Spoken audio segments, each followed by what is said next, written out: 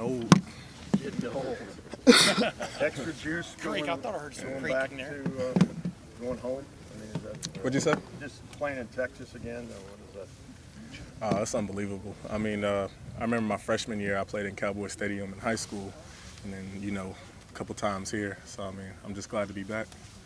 Do you feel like that's going home, or do you feel like that's going where you lived for for 5 years? You know what I mean, or 4 years, whatever it was, 6 years. I was born in Springfield, Ohio, but I feel like Texas will always be my home. Yeah, kind of like Davy Crockett. Yeah, something like that. You're a Texan.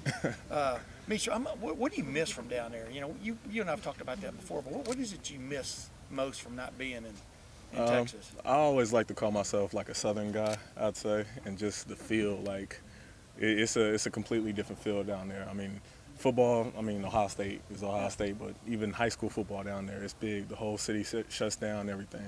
And you moved down there, I'm trying to remember the story, didn't an uncle kind of talk y'all into like you get more? It was 6th grade, and my uncle told my mom that I'd have a better shot at getting recruited for football if I moved down there. In 6th grade?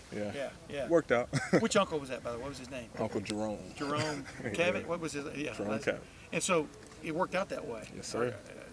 What did you immediately notice once you moved to Texas about football? Just the feel, like I said, no matter if it's, I don't know, middle school football, high school football, everything is dramatic down there. Yeah. Demetrius, I think you should know, Demetrius, that Tim also moved to Texas when he was a kid. Oh, good man. Yeah, that's why I like him so much. Yeah. I grew up in Lufkin, man. The tempo that you guys are playing with, when you're playing as fast as you can play, what do you see on the faces of the defensive players? I'd say that they're really not prepared for our speed because, yes, we like to run the ball down the field, just play tough, you know, smack you as hard as we can, but, I mean, we like to go fast, too. And you can tell when we line up against other teams, they're not used to that tempo. And you guys have done that, obviously, before. That's what Tom Herman brought. Yeah. Are you guys going even faster this year? That's the plan, as fast as we can. And when was that, when did coaches start talking to you about that? That's always been our motto, but I can see that our coaching staff is pushing that a lot more. And, you know, we're just trying to get the rough out the way so we can go as fast as possible. The ref. The referee. Mitch, how far have you come as a player just in the last 12 months, you think? Light years, I say. I mean, just from the guys last year, Zay and Billy and Jamarco just helping me and pushing me along and all that stuff, I could just see the change. Going back, I watch film from like a year or two ago, and the player I am now is just night and day. Did you notice it while it was happening? Yes, for sure. Like what changed? You know, what was it?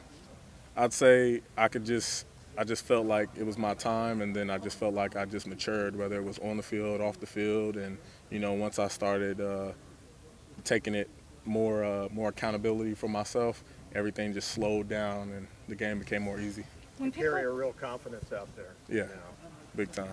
When so many people talk about tempo, they talk about the physical aspect of it, you wearing down other teams, how do you avoid getting fatigued yourself? Could you talk to us about the mental aspects of it? Because I imagine you have to make adjustments, decisions really quick, those plays got to come in really quick.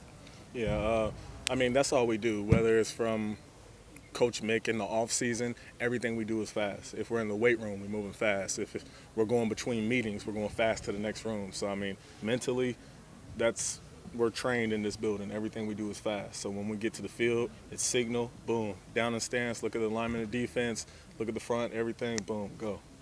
In that respect, TCU likes to line up, you know, they get that 4-2-5 defense, but they like to blitz a guy, especially like to blitz on first downs a lot of times to kind of get a tackle for loss to set up the rest of their, you know, the rest of the series and stuff. What have you noticed about them in that respect? How difficult will it be kind of picking out what's going on? I trust our coaching staff and, you know, the way that they prepare us every week. When it's time for game times, it's so easy. It's just like, oh, snap. Even these past 2 games, it's like you look at certain fronts and formations, and you're just like, dang, Coach told me about this. He's going here. Ball snapped. He's right there. And he's like, oh, Coach Stud, Wilson, whatever. He was right. When you watch these guys on video, what jumps out at you about their defense, about the way they do attack? I have a lot of respect for TCU. I mean, I'm All Saints, I went there for high school, and it's like 5 minutes away. Right. But, I mean, you know, they got a lot of skilled players on defense. They're real fast. Their interior guys are strong. But, I mean, can't wait for game time. Hey, talk to me about that though. I mean, your junior, senior year, you had offers from Alabama, Texas. You committed to Texas and then backed off, because I think the Mac Brown regime was going. But what was it like during that time? How heady was it to have Ohio State, Texas, Alabama, UCLA, all these big time schools coming after, and even TCU? But you weren't that interested in TCU, I guess, right? It was just a big blessing from God. I mean, being from that area and the DFW area, I just love the state of Texas. I mean, even TCU, I was actually really considering TCU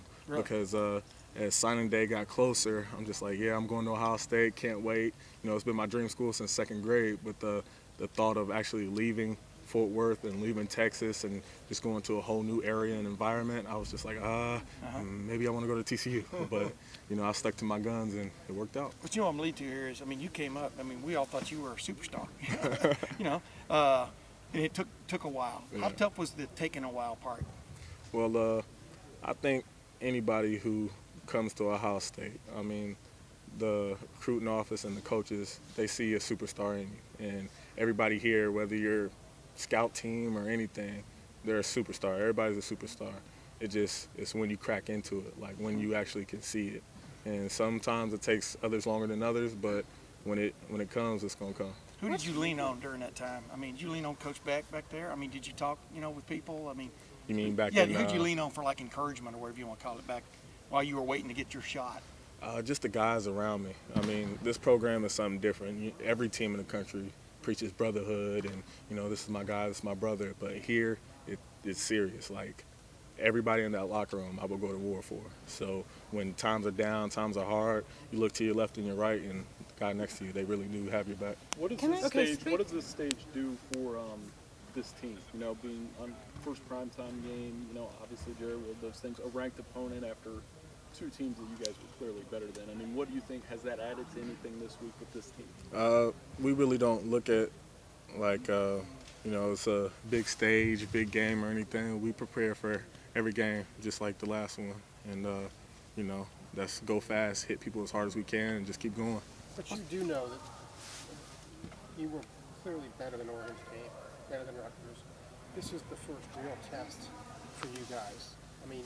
I know you treat every game like it's a big game, but how much of a measuring stick is this for you guys? I wouldn't say measuring stick. I have, as a team, we have the most respect for TCU and everything, but we try our best to treat everybody just the same and, give them their best because we know we're going to get their best. What's that building like?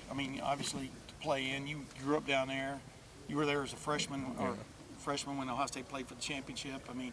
What's that building like? Well, how special is it to you? It's amazing, especially the jumbo screen. Yeah. I remember my freshman year in high school when we played there, we couldn't stop looking at it. Like, we'd get in trouble if we look at it. But, just the atmosphere there. And, again, being a big Texas guy, I love it. Can you give us an example of, you talked earlier about how you're trained in team meetings to think fast. Can you give us an example of something the coaches might do to train you to think fast in a meeting? Yeah, so, we'll be watching, let's say we're watching film, and Coach Stubb might pull up front, and then he'll yell out a play and just be like, so, Meech, what you got? 3, 2, 1, plays over. You got to spit it out right then and there. And Michael had said that everyone on the offensive line has to understand the offensive line assignments as well as the center does. Is that true? And if so, how does that help you? Yeah, big thing we preach here is being versatile. So if you play guard, you got to know center. If you play center, you better know tackle. So, and it helps us in the game because certain situations, you're like, okay, if I go here and do this, I know the guy next to me, he's going to do this. The guy over here, he's going to do this. And it just helps you out on the fly because it's a lot of stuff with these defenses that we face, and they move around a lot. So the picture's not going to be as clean as we want it to be. So we got to pick it up during the play. How much did Coach Bates kind of help your line coach back there at All Saints help you make up your mind? Obviously, he's from here. He didn't really push me one way or another. I'd say looking back now, he did a really good job on that. He's a big Ohio State guy and everything, but he kind of let me make my own decision, and I felt like that was best. And when I did and I signed that paper, he told me how happy he was and how much he wanted me to go here. But, he did a good thing by just, if I had any questions, ask him, he'd help me. whatever like that. But he So was good. Demetrius, for Texas kids, but especially kids in the Fort Worth and Dallas area, how much is TCU a factor in recruiting? How much consideration do the best players give TCU? I feel like every Texas player considers TCU.